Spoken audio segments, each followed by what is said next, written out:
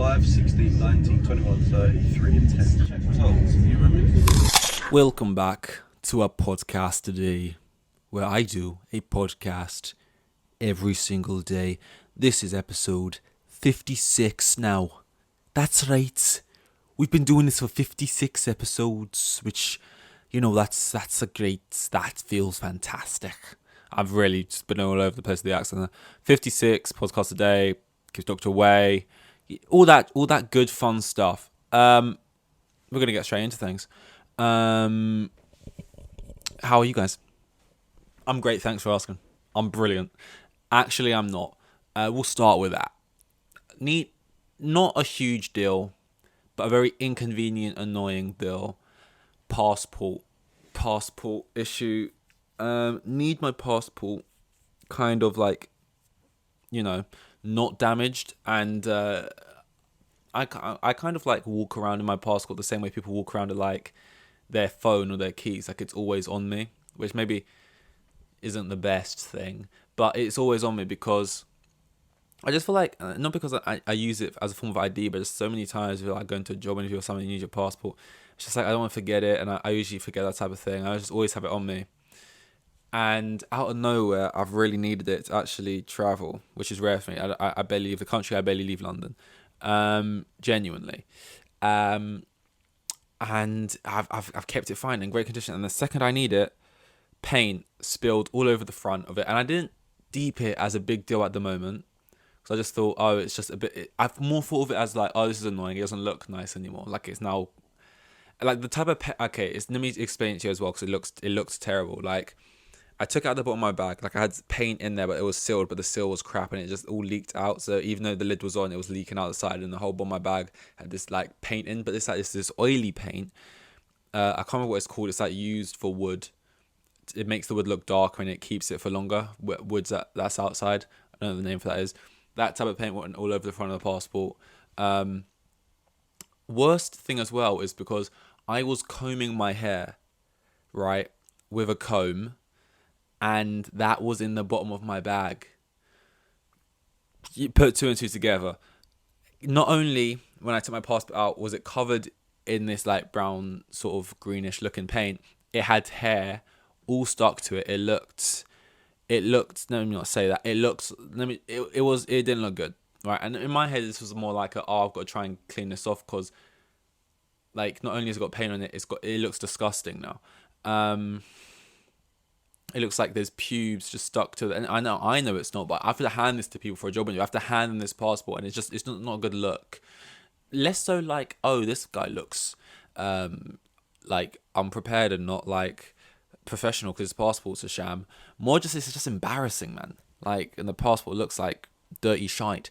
So that's the worst thing. I didn't actually deep that you couldn't travel with your passport.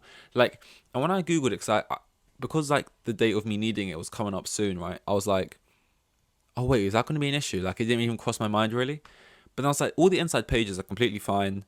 The images, there's all the holographic stuff, that's all fine. None of the pages are ripped or anything on the inside. It's just the outside looks bad, so I didn't really deep it. And then I googled what counts as a damaged passport, what's going to be bad, and it was even the slightest little nick, basically they're oh no, it's got to be pristine. This is why people don't take their this is why people don't walk around with their passports it's their phone. Is now what I realize. They keep it in a sealed envelope in their shed, which they only take out for if they're going abroad or something. All right, so that's something to learn. Or they have a case for it, which maybe I should invest in, because I'm not trying to have this happen again. So that sucks. I was fuck, I need a passport. They're 80 quid to get a new one, which in the moment, I'm not gonna lie, feels extortionate. I need to pay that much for just the image of my face, which says my date of birth next to it. It just feels ridiculous. And they take so long, 10, 12 weeks to be delivered to you. Haven't got that time. Need it now, pretty much. So I'm shit. How am I going to get this now? I'm fucked. I'm so fucked. I'm a fucking idiot and I'm fucked. And my passport, yeah. And 80, I don't really want to spend 80 quid. I'm a normal human being. I don't really want to be, no. And But it's not even 80 quid. It's like 150 quid because I need to get it fast tracked because I need one within a week, which means I got to go to a little meeting thing in the bank in London, West London, and then they can get one fast tracked to you within a week and you got to pay like 150 quid for it. I'm like, fuck, I'm out here doing bets and stuff on football because I'm like, Jesus fucking Christ. And it's less so that I can't outright afford to buy the passport. I can afford the passport. It's just that I don't particularly want to be spending a lot of money before going abroad. You kind of want to be saving before you go abroad so you have like a good bank of cash. When you go, I'm not going on holiday, like I'm going for like a short job thing. So I will technically make money out there. Shite money. They basically pay me peanuts. But money on this, at the time it didn't seem like a big deal. And now it's like, oh fuck, I keep getting set back. If different things I need to buy another passport on top of it. And it's just like, fucking hell. That type of stuff just always bothers me. Like, why does it have to be that much? Like, what are you actually spend? This is what bothers me, right? It's like I get the idea that this is something you're gonna have. Literally, it takes like 10 years before it expires. You're gonna have it for a long time, and if you travel a lot, you're gonna get loads of use out of it. 150 quid seems like nothing. You're gonna have to use it loads, and in that sense, it's a valuable item. It makes sense. But when you actually deep what you're buying, it's just a little booklet with your face in it. Why does it cost that much? Like, you're not putting effort in making it. Little postage delivery gets sent to my house. Why does it cost that much? And why does it take that long? I can order like a samurai sword of Amazon Prime and it'll come tomorrow. But I can't get a picture of my face on it within a week. It's 2023, man. Why is it I just hate it. That type of stuff just really annoys me. But yeah, that's my mood. But we'll get it sorted, hopefully. I'm less concerned about it's an L having to pay for it and all that shit, and the fact it's damaged. And again, it's such an avoidable thing. I hate things that are avoidable that happen. I hate avoidable L's. But aside from that, I'm more just worried about it not getting to me. Like me not getting that. All I really care about right now is just getting the passport. I'll take the L and move on. Here's something I've seen, which I'm sure a lot of you have seen. Sam Smith, The One Show. They asked Sam, yo, Samuel, Sam the man. Oh wait, that was actually that sounds really bad that I said that. I just said it because Sam the man is a phrase, but obviously it sounded like I was taking a piss. No, it was like Sam, and then Sam, basically Fisherthem. That's the content. That's the topic. Sam Smith was like, oh yeah, I reckon I could be a Fisherthem after this is all said and done. And then they was like, oh, you want to be a fisherman? And then Sam was like, yeah, I could be a Fisherthem. Yeah, Fisherthem, obviously, because Sam Smith identifies as a they, them pronouns, therefore saying Fisherthem, which, I mean, I get it. It's a good pun. It's punny, it's funny. If they're being serious, dunno. Are women called Fisher women? And surely, if you didn't want to be called Fisher, man, you'd rather just go with Fisher, just a Fisher, over like a Fisherthem. But actually, what it really reminded me of was like, for some reason, the types of managers at work who just try and be so pally all the time, like, oh, banter, oh, fuck you, yeah. But they're actually a dick, but they just act like pally. It's kind of pally in the sense that they kind of give in the vibes of David Brent in The Office, sort of, oh yeah, everyone loves me, but they have the flip side, but they sit you down all the time. They're just a prick, and then like they'll say something like, oh, well, you know, it's a 0-hour contract. They'll be like, oh yeah, we're only giving you one shift for the next 2 weeks. What? One shift, mate? It's January. It's just after Christmas, you know. Or it's just before Christmas, or whichever one. But either way, I need to make some money. I've either just spent a lot, or I'm about to. It's Christmas. Why are you giving me one shift? Look, just accept it, right? I got a lot on my plate. Okay, all right, hear me out. I've got a lot on my plate. Look at it from my side. Put yourself in my shoes. Right? Yeah, you're the one who needs to be. I'm the one you should put myself in. You put yourself in my shoes. Yeah, you're the one on the extra. This manager I had as well was very annoying. I think I spoke on him before. He would like sleep in the office, like just trying to prove I'm a hard worker. I'll sleep in the office. Like stayed there for like 72 hours straight. First of all, okay, well the fact you admitted that just proved like you didn't shower, because there's no shower here and you stayed here for 3 days straight. Okay, in the same clothes. Bit weird. It was like, I don't. There weren't many shifts going. It happens a lot of the cinema in not peak hours, not many shifts and going around, and it pisses you off because it's like you're giving me nothing, and it's so fixable. You put everyone on 0 hour contracts. There's people here, a lot of them going to uni, have other jobs, or this is their only job. And if you actually just asked people, hey, we've got less shifts going around, would you be okay with taking 1 or 2, and would you guys want more? Then you would actually just find out and everyone would be happy. But instead, they just like random it out, give people who'd be happy maybe taking less shifts, more shifts or whatever. And it's just like the people who actually need the shifts and want the shifts, you give them like 1. Genuinely, I worked like 3 times in a month once when I was there, before I left / got fired. But we don't talk about that. And what pisses you off more is that this fart is in there earning however much he is, doing what nothing. He just sat there watching security cameras of us working, basically. And he's like, oh, mate, honestly, I've got people coming in here asking for shifts. It's so annoying. Like, put yourself in my shoes. I've been here for 3 days straight. I'm so bogged down.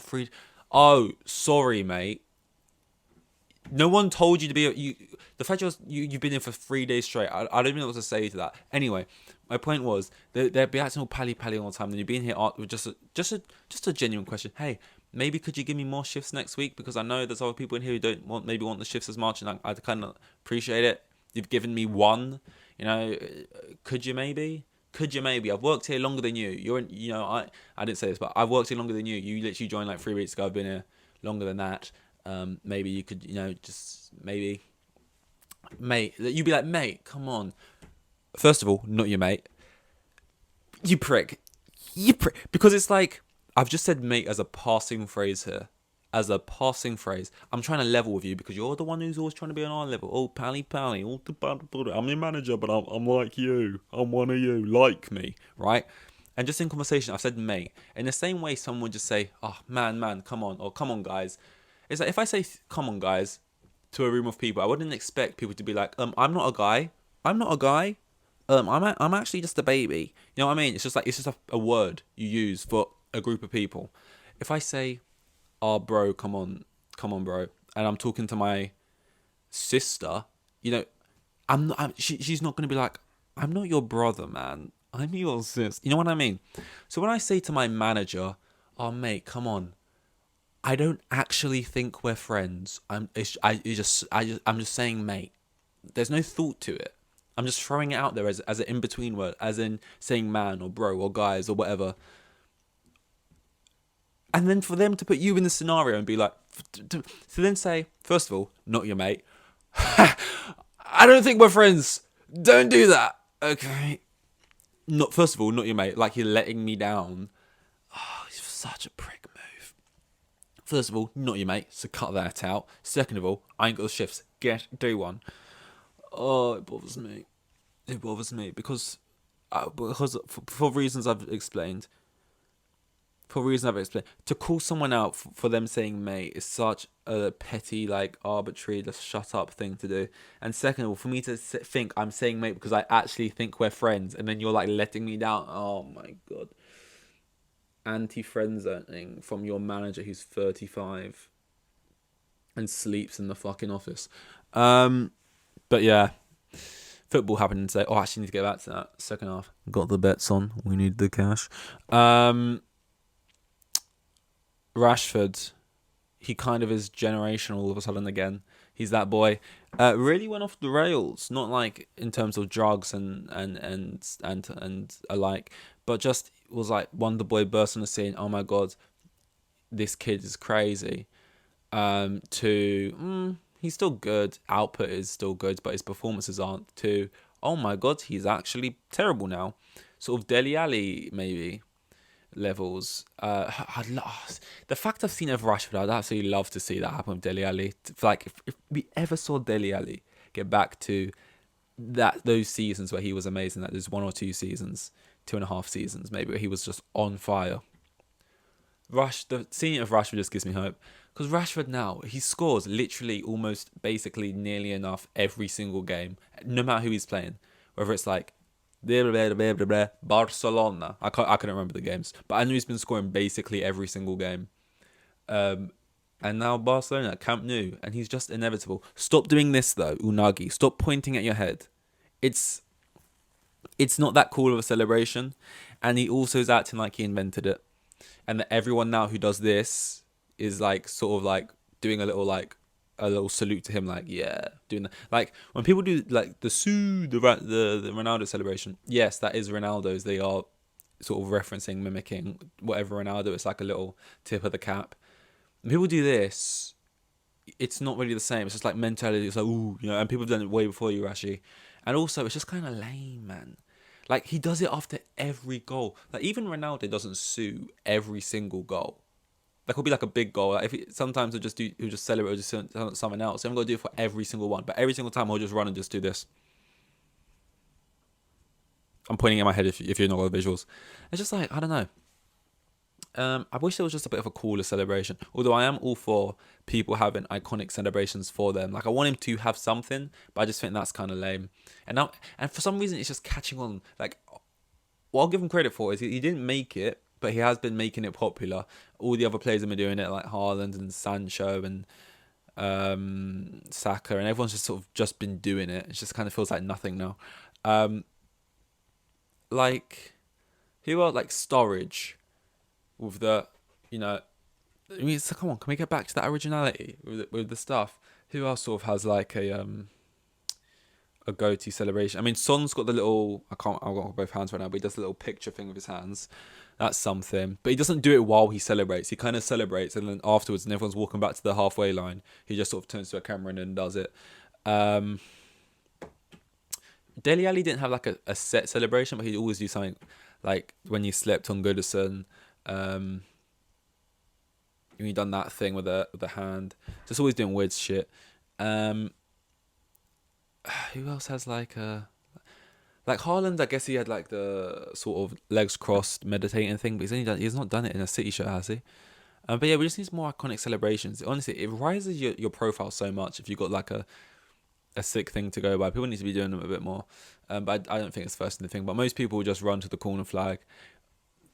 Used to be, don't even see enough knee slides. I love a good knee slide. I know they're overdone, but like sometimes I see a team like score the winning goal in the 80th minute. Don't even bring out a knee slide. What's that all about? And all those knee slides, but they'll just jog, knee slide, and then just sort of. If you're gonna knee slide in the 80th minute, sprint full pelt, man. Like come on. And if you stack it on the knee slide, you stack it. Everyone will jump on top of you. It's sick. Like I love just an aggressive knee slide, like full sprint. Don't get those enough. Like I hate a celebration where you only like jog about 3 steps and you just turn around and you sort of give everyone a high five. This isn't FIFA Pro. Like go out and give it something. You know what I mean? I like to see good celebration. Anyway, another shorty. We're gonna call it there. I just got football to catch up with. Basically, my entire life is dependent on it. So yeah, this was 56. See you in 57. Here with the kids, and I had like 3 kids, and the geezer was probably on like maximum 20 bags a year. Like the most boring bloke you'll ever meet, like Euros.